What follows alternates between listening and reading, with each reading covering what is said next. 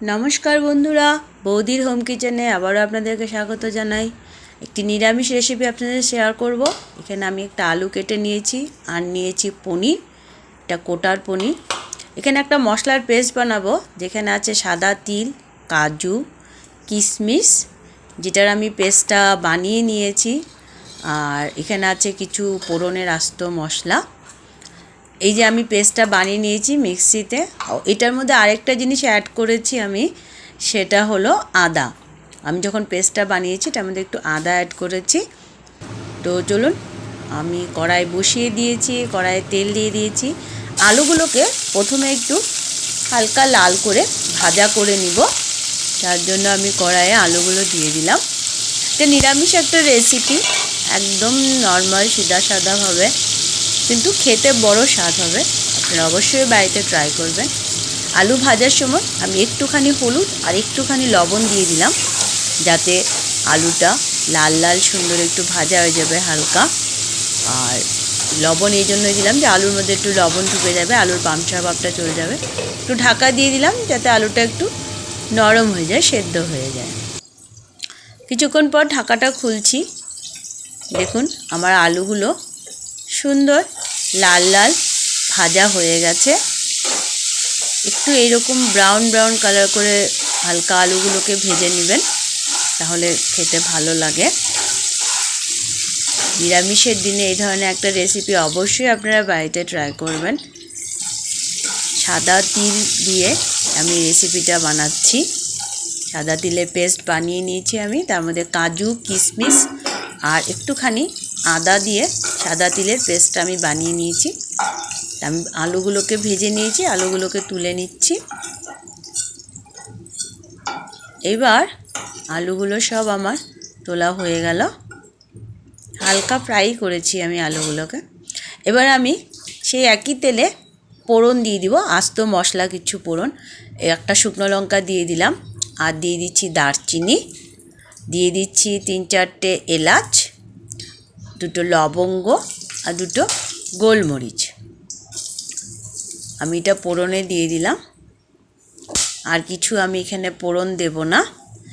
এবার আমি যে মশলাটা পেস্ট করে রেখেছিলাম, সেই মশলার পেস্টটা আমি এর মধ্যে দিয়ে দিব। অবশ্যই তখন গ্যাসের স্টিমটা আপনারা লো করে নেবেন, কেননা মশলা ভাজার সময় গ্যাসের স্টিম হাই থাকলে মশলাটা ভালো ভাজা হবে না, হয়তো বা পুড়ে যাবে। তাই গ্যাসের স্টিমটা একদম লো করে নেবেন। আমি পুরো মশলাটা দিয়ে দিলাম।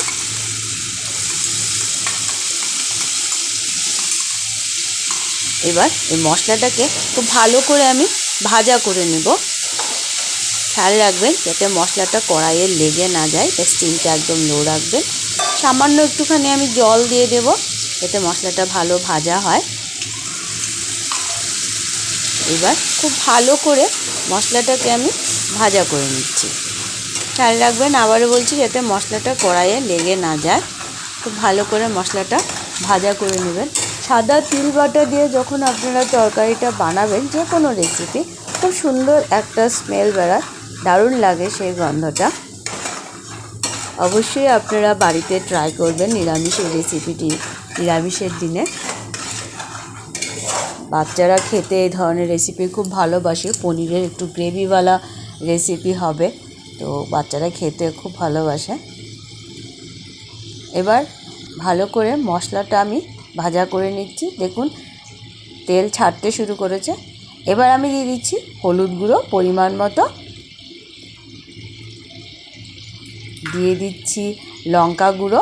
অবশ্যই আপনারা যে যেমন পরিমাণে ঝাল খান, কিন্তু পনিরে বেশি ঝাল ভালো লাগে না, তাই আমি সামান্যই লঙ্কা গুঁড়ো দিলাম। এবার দিয়ে দিচ্ছি ধনিয়া গুঁড়ো 1 চামচ মতো, আর দিয়ে দিচ্ছি আধা চামচ মতো জিরা গুঁড়ো। এবার আবারও আমি ভালো করে মশলাগুলোকে সেই তিল বাটা মশলার সাথে ভালো করে মিক্স করে ভাজা করে নেব। মশলা ভালো ভাজা না হলে অটোমেটিক তরকারিটা স্বাদটা ভালো হবে না, এবং কাঁচা গন্ধ যাতে না থাকে সেই দিকে খেয়াল রেখে গ্যাসের স্টিমটা লো করে রেখে মশলাটা খুব ভালো করে ভাজা করে নিতে হবে। যখন মশলা খুব ভালো ভাজা হবে, দেখবেন অটোমেটিক মশলা থেকে তেল ছাড়তে শুরু করবে। এবার আমি দিয়ে দিচ্ছি স্বাদ মতো লবণ।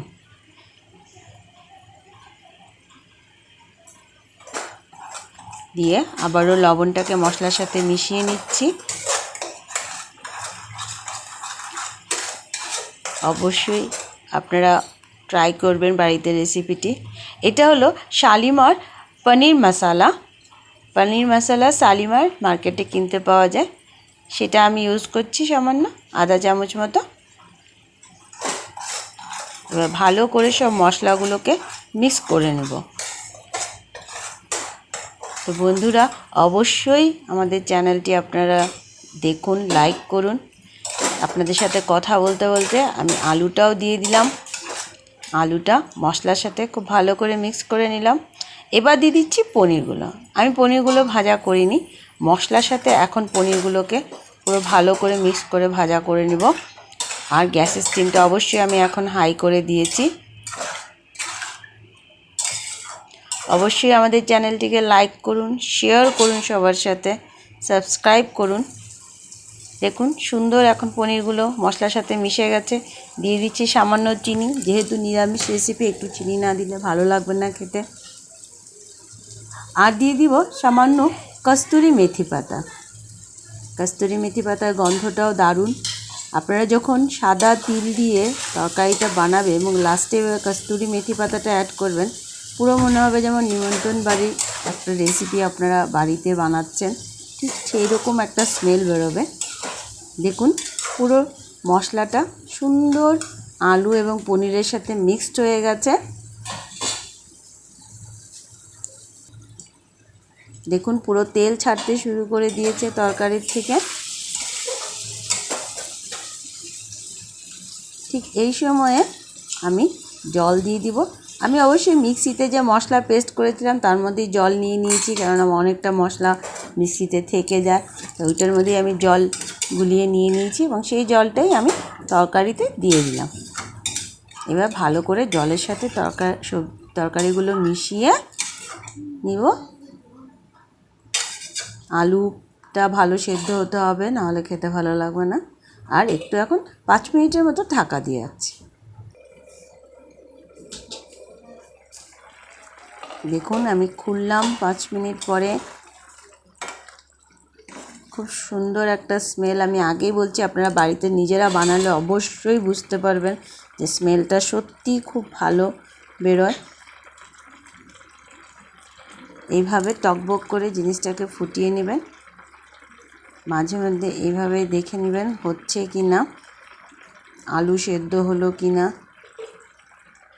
আবারও একটু ঢাকা দিয়ে দিচ্ছি, কেননা ঝোলটা আর একটু টানতে হবে, তাই।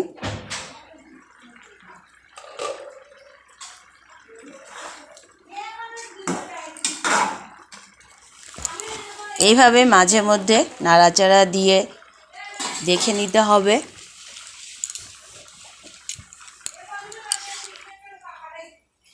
দেখুন আমার তরকারিটা এবার হয়ে গেছে, আমি নামিয়ে নিয়েছি। দেখুন বন্ধুরা, আমার রেসিপিটা। Bye bye.